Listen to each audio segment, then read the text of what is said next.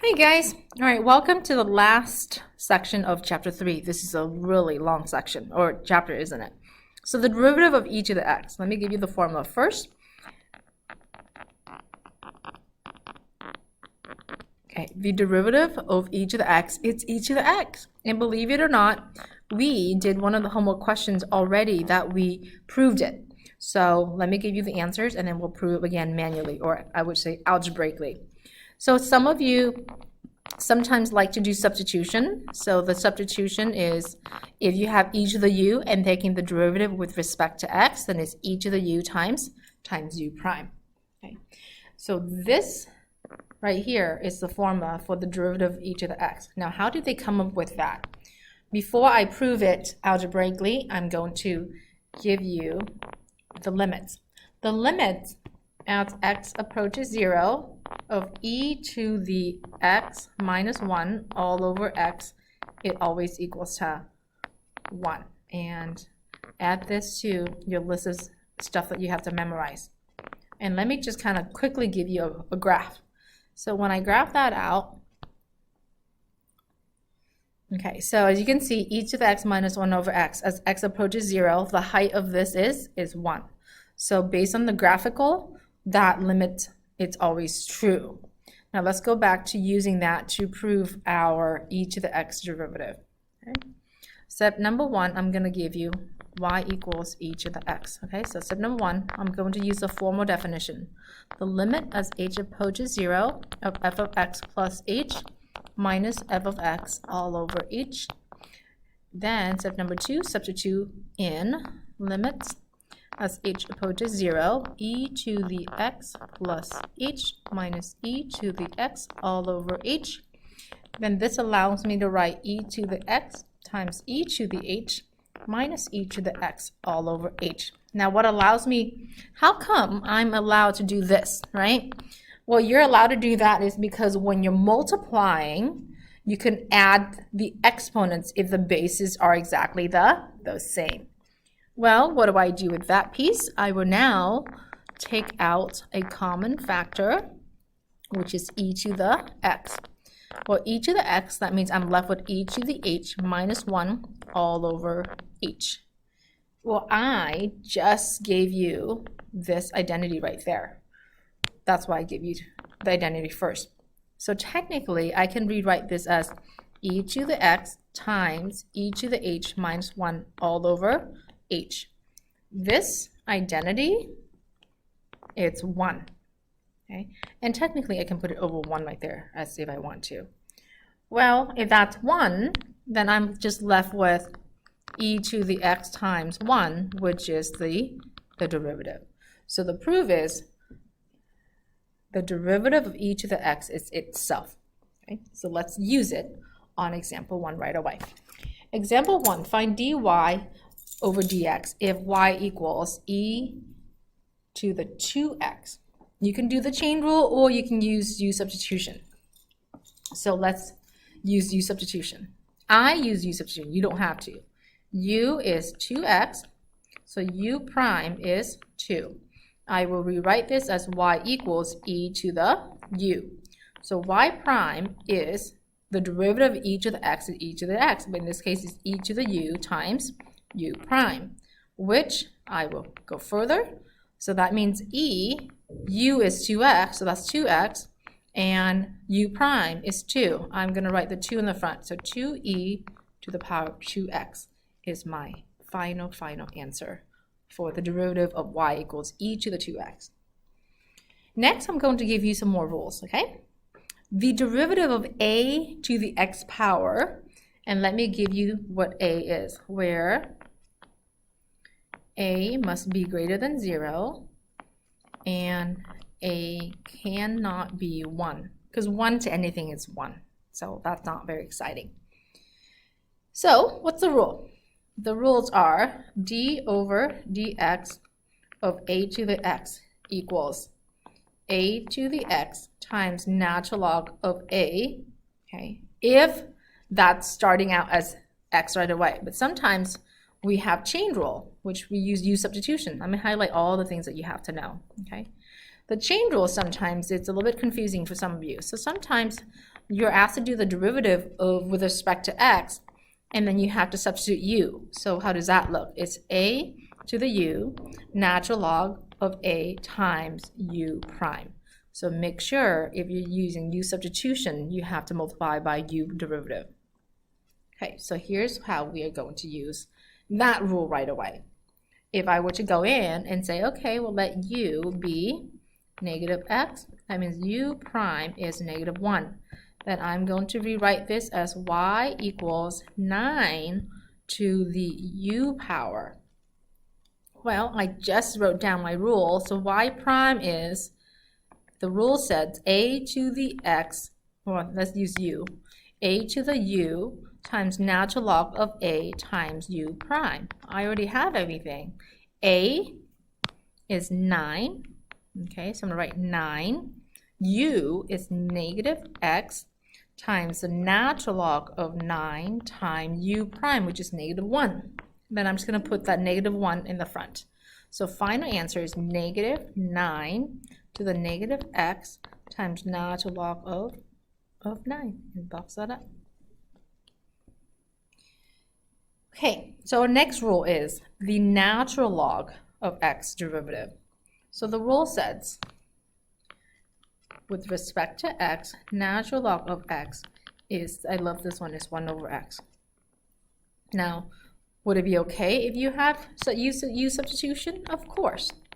So if you have u substitution, then it's 1 over u times u prime. So either one will be fine. And again, make sure you start making a list or flashcards of all of this stuff. Excuse me.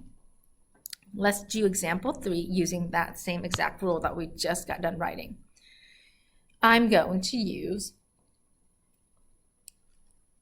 y prime is, okay, I'm going to use the chain rule. This one looks like I have the power rule. So I'm going to take down the power, which is 2 times natural log of x times the inner component derivative. Well, 2 times natural log of x, the derivative of natural log of x we just got done writing, it's 1 over x. So let's move that to the front. So that's 2 over x times natural log of x, and box that up. We have another rule, which is log base a. Okay, I'm just going to pause for a little bit so you can start writing the question. Writing the work for example 3. All right, so last rule. Ready? The last rule is derivative of log base a. Let me give you the restriction for a. A must be greater than 0, and a can never ever be 1. Okay, so the derivative is d over dx of log base a of x is 1 over x times natural log of a.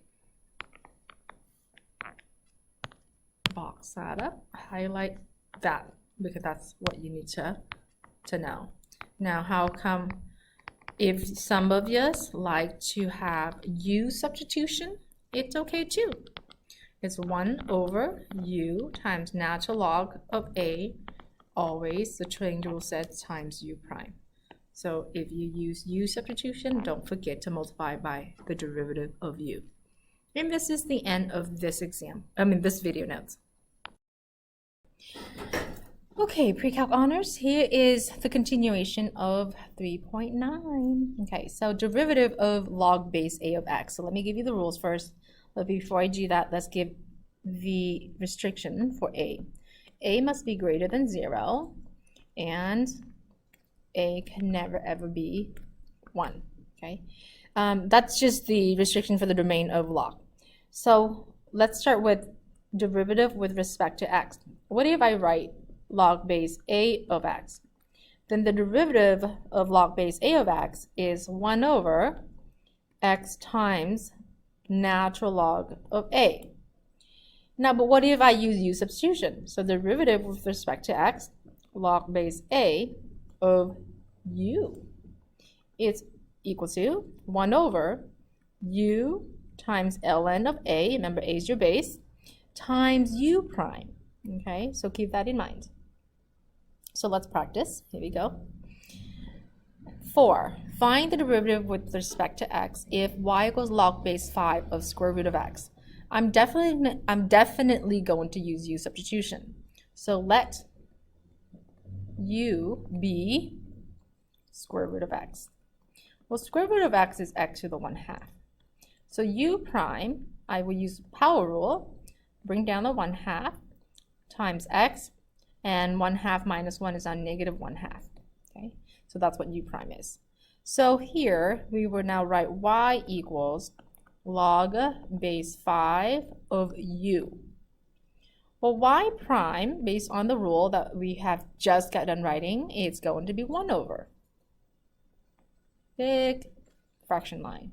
U times ln of a, and what is your a in this question?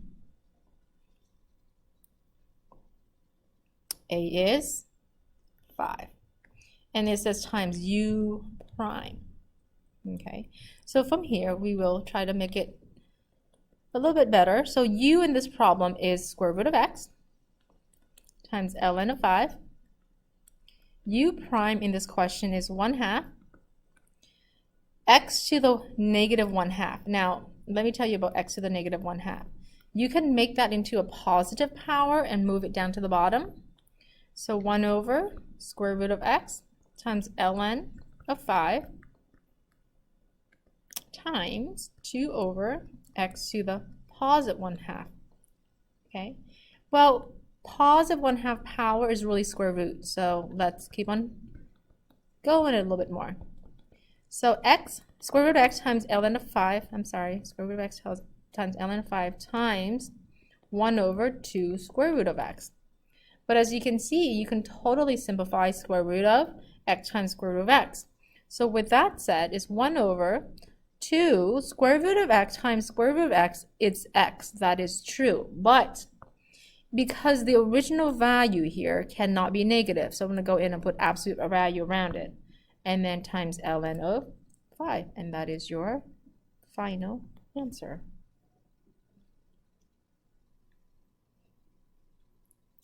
All right, let's practice some more on dy dx with example 5. So find the derivative with respect to x if y equals natural log of 10 to the x. Okay, and again, we are going to use u substitution. So here we go. Let u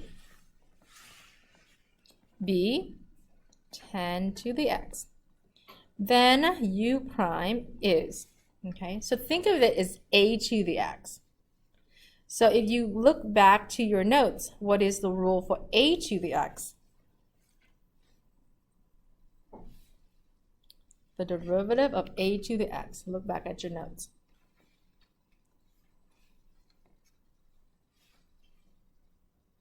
Wasn't the rule said a to the x times ln of a? So that's what we're going to write. U prime is 10 to the x times ln of what? A, right? Okay, perfect. So that's u prime. Now I'm going to rewrite this as y equals ln of u. Hi, Ellie. So now let's take y prime. Do we know the rule for natural log of u?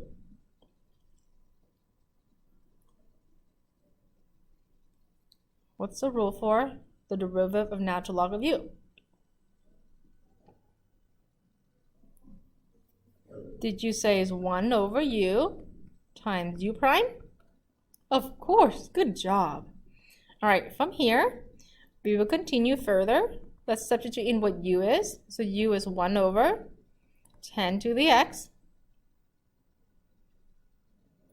times u prime is 10 to the x times natural log of 10. And I'm just going to make this into a fraction, okay? Because what's happening is I can cancel out my 10 to the x. So when that is canceled, I will just have simply natural log of 10. So That is the derivative of y prime. I'm sorry, I should just say that's the derivative of y, because the derivative of y prime is the second derivative, which is incorrect. So that is just y prime. All right, example 6. I want you to take a minute or a few seconds to try 6.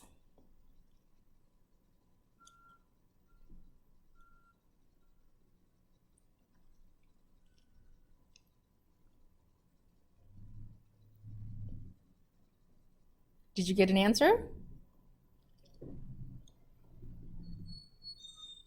It's tricky, right?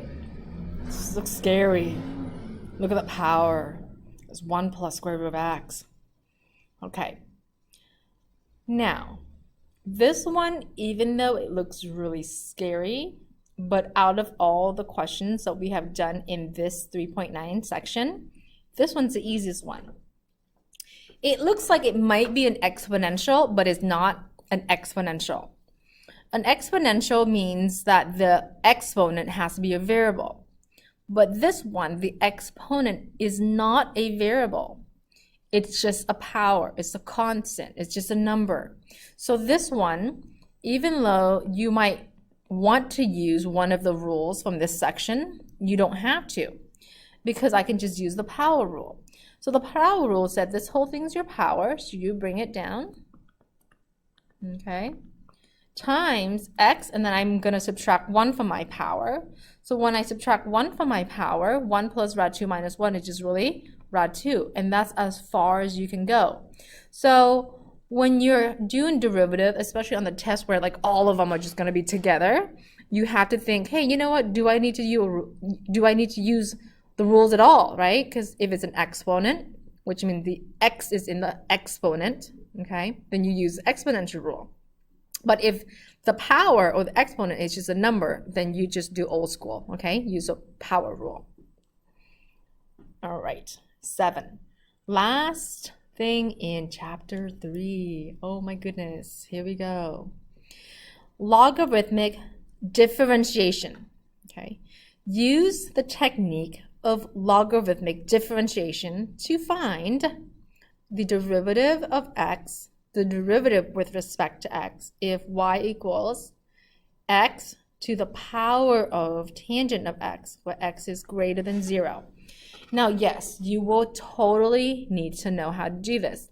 So make sure we follow the steps. So step 1, I'm going to spell everything out because it is quite challenging. Step 1, I'm going to write the equation. Fancy, right? Sorry, x to the power of. I'll give me some more space.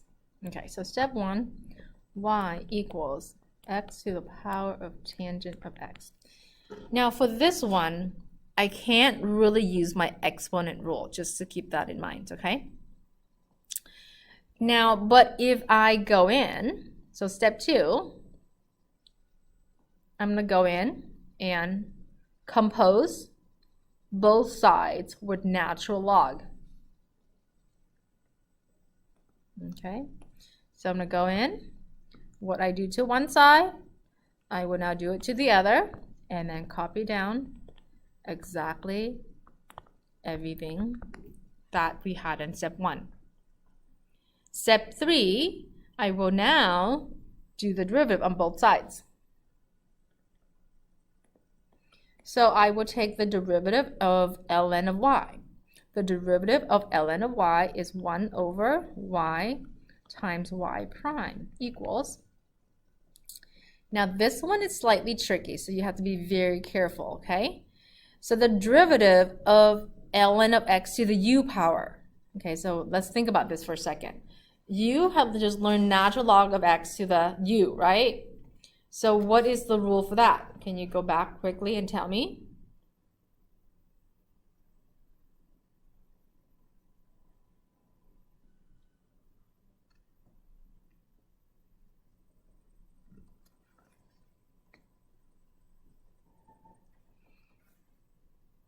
Okay, so first, we are going to take the derivative.